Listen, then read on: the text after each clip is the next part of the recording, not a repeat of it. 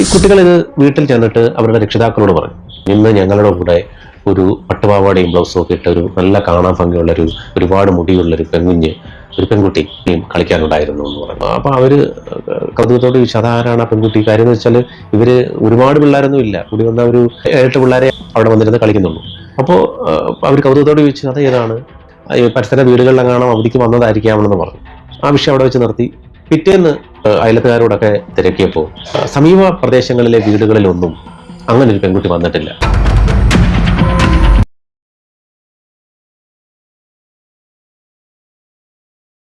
നമസ്കാരം. പുതിയൊരു അത്ഭുത സംഭവ കഥയുമായിട്ട് ഞാൻ വീണ്ടും എത്തിയിരിക്കുകയാണ്. ഇത്തരം കഥകൾ ഇഷ്ടപ്പെടുന്ന ഒരുപാട് പേരുണ്ടെന്ന് എനിക്ക് മനസ്സിലായി. തീർച്ചയായിട്ടും എൻ്റെ അടുക്കൽ വരുന്ന, അല്ലെങ്കിൽ ഞാൻ മനസ്സിലാക്കിയിട്ടുള്ള, അല്ലെങ്കിൽ എനിക്ക് വിശ്വസ്തരെന്ന് തോന്നുന്ന ആളുകൾ അവർ പങ്കുവെക്കുന്ന അനുഭവങ്ങളാണ് ഞാൻ നിങ്ങളുമായിട്ട് പങ്കുവെക്കുന്നത്.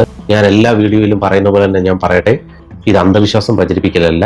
ഇങ്ങനെയൊക്കെ നമ്മുടെ ചുറ്റുപാടും ചില വിശ്വാസങ്ങൾ അല്ലെങ്കിൽ ചിലരുടെ അനുഭവങ്ങൾ അതൊക്കെ ഒന്ന് പങ്കുവെക്കുക എന്ന് മാത്രമേ ഉള്ളൂ. അതൊരു കഥ പറയുന്നത് പോലെ പറയുകയാണേ ഉള്ളൂ. അല്ലാതെ ഇതൊന്ന് അന്ധവിശ്വാസം പ്രചരിപ്പിക്കുന്ന ചാനലൊന്നും ആക്കണ്ട, അങ്ങനെയൊന്നും ആരും കരുതണ്ട. ഞാൻ വിശ്വാസിയാണ്, അന്ധവിശ്വാസിയല്ല. പക്ഷെ ഇത്തരം ഞാൻ എപ്പോഴും പറയുന്ന പോലെ കഥകൾ എനിക്കിഷ്ടമാണ്. അതുകൊണ്ട് ഞാനത് അതിനെപ്പറ്റി ഒരുപാട് അന്വേഷിക്കാറുണ്ട്. ഇങ്ങനത്തെ ചില സംഭവങ്ങളെ പറ്റിയൊക്കെ കൂടുതൽ അറിയാൻ ആഗ്രഹിക്കാറുണ്ട്. അപ്പം അങ്ങനെ അറിഞ്ഞ കാര്യങ്ങളാണ് നിങ്ങൾക്ക് മുന്നിലേക്ക് ഞാൻ എത്തിക്കുന്നത്. അപ്പോൾ നമ്മൾ ഒരുപാട് വലിച്ചു നീട്ടണ്ട. നമ്മുടെ ഇന്നത്തെ അത്ഭുത സംഭവ കഥ എന്താണെന്ന് നിങ്ങൾക്കറിയണ്ടേ? ശരിക്കും ഞെട്ടിപ്പോകുന്നൊരു കഥയാണ്. ഇങ്ങനെയൊക്കെ സംഭവിക്കൂ എന്ന് ചിന്തിക്കുന്നവർ അങ്ങനെ ചിന്തിക്കാം. പക്ഷേ സംഭവം നടന്നതാണ്. പറയാം.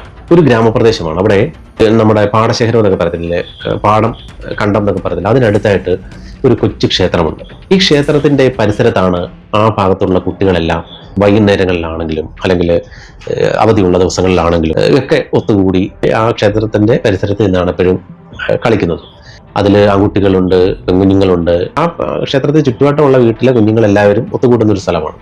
അങ്ങനെ ഒരു അവധിക്കാലത്ത് ഈ കുട്ടികളെല്ലാവരും കൂടെ ഒത്തുകൂടി അവർ ഈ ക്ഷേത്ര പരിസരത്ത് കണ്ണുപൊത്തി കളിച്ചും പന്ത് തട്ടി കളിച്ചും ഒക്കെ ഇങ്ങനെ കളിച്ചുകൊണ്ടിരിക്കുകയാണ്. അങ്ങനെ അവർ കളിച്ചുകൊണ്ടിരുന്ന സമയത്ത് അപ്പോൾ ഈ അവധിക്ക് മറ്റു വീടുകളിൽ നിന്നൊക്കെ വരുന്ന കുട്ടികളുണ്ടല്ലോ, അവരെല്ലാവരും കൂടെ ഇരുന്നിങ്ങനെ കളിച്ചുകൊണ്ടിരിക്കുകയാണ്. അപ്പോൾ അവർ ഒന്ന് ശ്രദ്ധിച്ചു. കാരണം അവർ കണ്ടിട്ടില്ലാത്ത ഒരു പെൺകുട്ടി അവരുടെ കൂടെ കളിക്കാനായിട്ട് വരുന്നു. ഒരു പട്ടുപാവാടയും ബ്ലൗസും ഒക്കെ അണിഞ്ഞ് നല്ലവണ്ണം മുടി ഉള്ള ഒരു കൊച്ചു പെൺകുട്ടി, നല്ല സൗന്ദര്യമുള്ളൊരു പെൺകുട്ടി, നല്ല മുഖശ്രീയുള്ള, നല്ല അഴകുള്ള ഒരു പെൺകുഞ്ഞ്.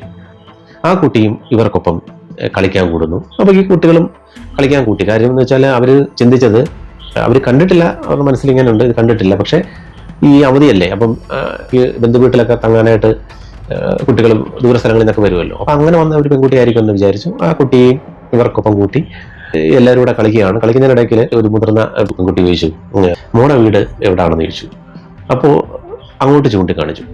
അപ്പോൾ ഈ കുട്ടികൾ പെട്ടെന്ന് അങ്ങോട്ട് നോക്കിയപ്പം ഈ ഒരു മോള് ചൂണ്ടിക്കാണിച്ചിരിക്കുന്നത് അവിടുത്തെ ശ്രീകോവിലിൻ്റെ ഭാഗമാണ്.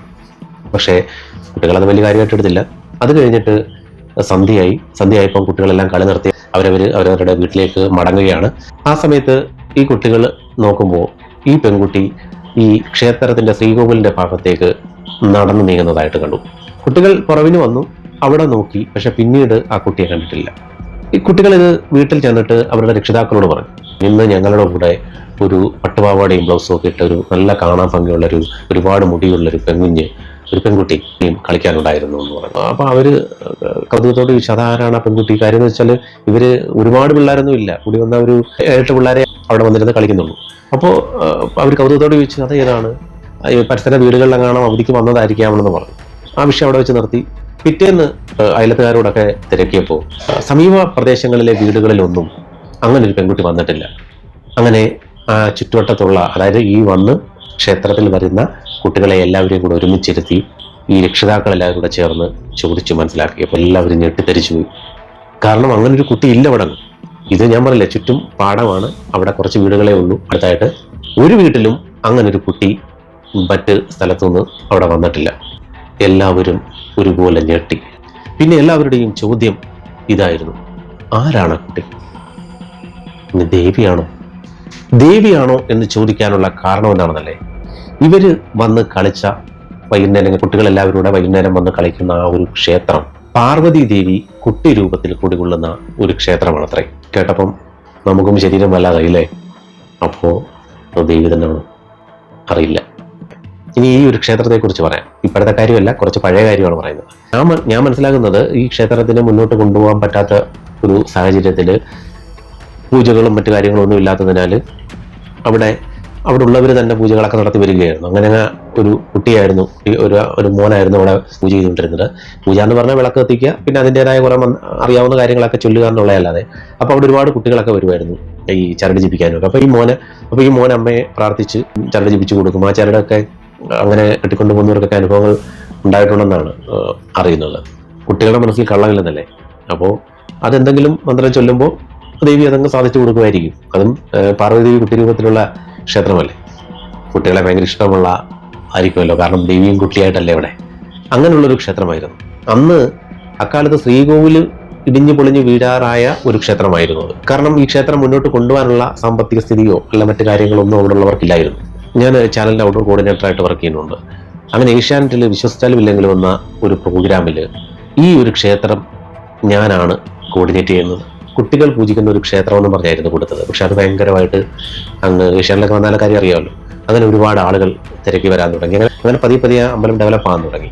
അതിനുശേഷം ഞാൻ സൂര്യയിൽ കഥകൾക്കപ്പുറം കോർഡിനേറ്റ് ചെയ്യുന്ന സമയത്ത് അതിനകത്ത് ഈ ഒരു എപ്പിസോഡ് ചെയ്യാനായിട്ട് ചെന്നപ്പോഴാണ് അവിടെയുള്ളൊരു ചേച്ചി, എനിക്ക് തോന്നുന്നത് ശാലിനിന്ന് മറ്റോ തോന്നുന്നു ആ ചേച്ചിയുടെ പേര്. ആ ചേച്ചിയാണ് രാജീവ് ഇങ്ങനെ ഒരു സംഭവം കൂടെ ഉണ്ട്, സൂര്യ TV ചെയ്യുമ്പം അതും കൂടെ ചെയ്യും എന്ന് പറഞ്ഞു. എനിക്ക് തോന്നുന്നത് കഥകൾക്കപ്പുറത്തിൽ ആ ഒരു അനുഭവവും കാര്യങ്ങളൊക്കെ വെച്ചാണ് കൊടുത്തത്.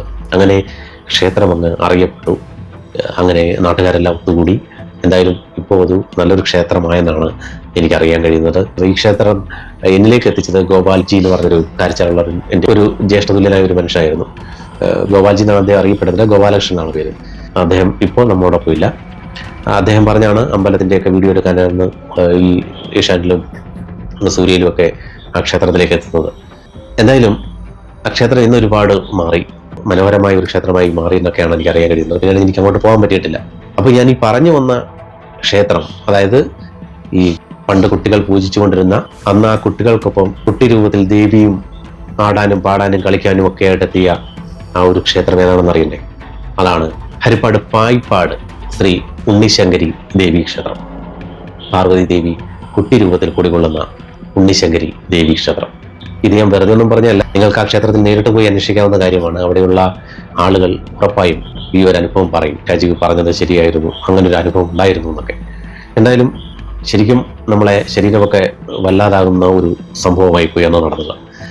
എല്ലാവർക്കും ഈ അത്ഭുത കഥ ഇഷ്ടപ്പെട്ടെന്ന് വിശ്വസിക്കുന്നു. മറ്റൊരു സംഭവ കഥയുമായി വീണ്ടും എത്താം.